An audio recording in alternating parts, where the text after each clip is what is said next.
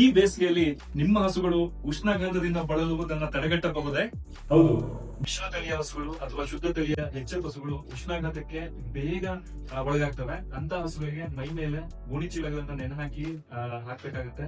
ಎರಡನೇದು, ಶೆಡ್ ಗಳನ್ನ ನಿರ್ಮಿಸಬೇಕಾದ್ರೆ ವಾತಾವರಣದ ಗಾಳಿ ಒಳ ನುಸುಳಿ ಹೊರ ಹೋಗೋ ರೀತಿ ಗೋಡೆಗಳಿಲ್ಲದೆ ಮೆಶ್ ಅನ್ನ ಹಾಕಿ ಶೆಡ್ ಗಳನ್ನ ನಿರ್ಮಾಣ ಮಾಡಬೇಕಾಗುತ್ತೆ. ಮೂರನೇದು, ಮೇಯಿಸಲು ಹೊಡ್ಕೊಂಡು ಹೋಗ್ತಕ್ಕಂತ ಹಸುಗಳನ್ನ ಬೆಳಗ್ಗೆ ಮತ್ತು ಸಂಜೆ ತಂಪಾದ ಸಮಯದಲ್ಲಿ ಮೇಯಲು ಹಸುಗಳನ್ನ ಬಿಡಬೇಕಾಗುತ್ತೆ. ಮತ್ತೆ ಶೆಡ್ ಗಾಳಿ ಒಳಗಡೆ ಬರ್ತಕ್ಕಂತಹ ಜಾಗ ಇರುತ್ತೆ, ಅಲ್ಲಿಗೆ ಗೋಣಿ ಚೀಲಗಳನ್ನ ನೆನಹಾಕಿ ಈ ಮಿಸ್ಟ್ ರೀತಿಯಲ್ಲಿ ಗಾಳಿ ಒಳಗಡೆ ಬರೋ ರೀತಿ ನಾವು ನೋಡ್ಕೊಳ್ಬೇಕು.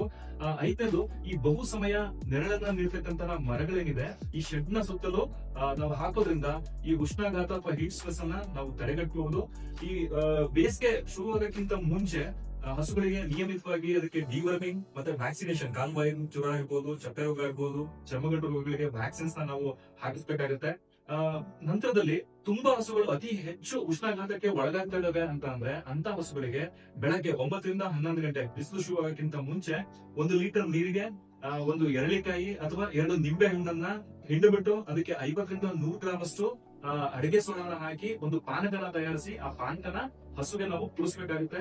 ನಂತರದಲ್ಲಿ ಈ ಹಸುಗಳ ಶೆಡ್ ಮೇಲ್ಗಡೆ ಗೋಣಿ ಚೀಲ ಅಥವಾ ತೆಂಗಿನ ಗರಿಗಳನ್ನ ಹಾಕ್ಬೇಕು. ಬಿಸಿಲು ಜಾಸ್ತಿ ಇರ್ತಕ್ಕಂಥ ಸಮಯದಲ್ಲಿ ನೀರನ್ನ ನಾವು ಚಿಮುಕಿಸ್ಬೇಕಾಗುತ್ತೆ. ಆಮೇಲೆ ಯಾವುದೇ ಮೈಕ್ರೋ ಸ್ಪ್ರಿಂಕ್ಲರ್ ಗಳನ್ನ ನಾವು ಬಳಸಬಹುದು. ಮೈಕ್ರೋ ಸ್ಪ್ರಿಂಕ್ಲರ್ ನ ಪ್ರತಿ ಅರ್ಧ ಗಂಟೆಗೊಮ್ಮೆ 5 ನಿಮಿಷಗಳ ಕಾಲ ಹಸುಗಳ ಮೇಲೆ ನೀರನ್ನ ಚಿಮುಕಿಸೋ ರೀತಿ ನೋಡ್ಕೋಬೇಕು. ನಂತರದಲ್ಲಿ ಫ್ಯಾನ್ ನಾವು ಆನ್ ಮಾಡ್ಬೇಕಾಗುತ್ತೆ. ನಂತರದಲ್ಲಿ ಈ ಉಣ್ಣೆ ರೋಗಗಳು ತುಂಬಾ ಉಲ್ಬಣ ಆಗ್ತವೆ ಈ ಬೇಸಿಗೆ ಸಮಯದಲ್ಲಿ. ಹಾಗಾಗಿ ಈ ಉಣ್ಣೆ ರೋಗಗಳಿಂದ ಮಾರಣಾಂತಿಕ ಕಾಯಿಲೆಗಳಾದಂತಹ ತೈಲೇರಿಯಾ, ಬೆಬಿಷಿಯಾ ಅಂತಕ್ಕಂತಹ ರೋಗಗಳು ಬರ್ತವೆ. ಹಾಗಾಗಿ ಇಂತಹ ಸಮಯದಲ್ಲಿ ಹಸುಗಳಿಗೆ ಉಣ್ಣೆ ನಿವಾರಣೆಯನ್ನ ನಾವು ಮಾಡ್ಕೋಬೇಕಾಗುತ್ತೆ ಕೊಟ್ಟಿಗೆಯಲ್ಲಿ ಮತ್ತೆ ಹಸುಗಳ ಮೇಕೆಯಲ್ಲಿ. ಕೊನೆಯದಾಗಿ ಹಸುಗಳನ್ನ ಬೇಸಿಗೆ ಸಮಯದಲ್ಲಿ ಖರೀದಿ ಮಾಡೋದು ತಪ್ಪು, ನಿಲ್ಲಿಸಬೇಕು. ಹಸುಗಳನ್ನ ಬೇಸಿಗೆ ಸಮಯದಲ್ಲಿ ಸಾಗಾಣಿಕೆ ಮಾಡೋದನ್ನ ನಾವು ನಿಲ್ಲಿಸಬೇಕು.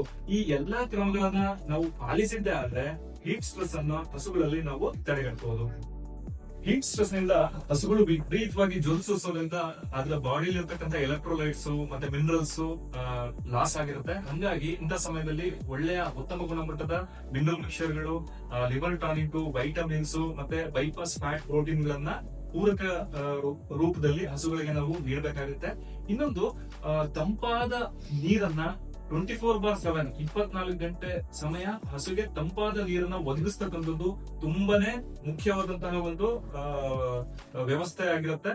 ಅಕಸ್ಮಾತ್ ನಾವು ಅದು ಒದಗಿಸ್ಲಿಲ್ಲ ಅಂತಂದ್ರೆ ಹಾಲಿನ ಇಳುವರಿ ಖಡಾಖಂಡಿತವಾಗಿ 10 ರಿಂದ 20% ಹಾಲಿನ ಇಳುವರಿ ಕಡಿಮೆ ಆಗುತ್ತೆ.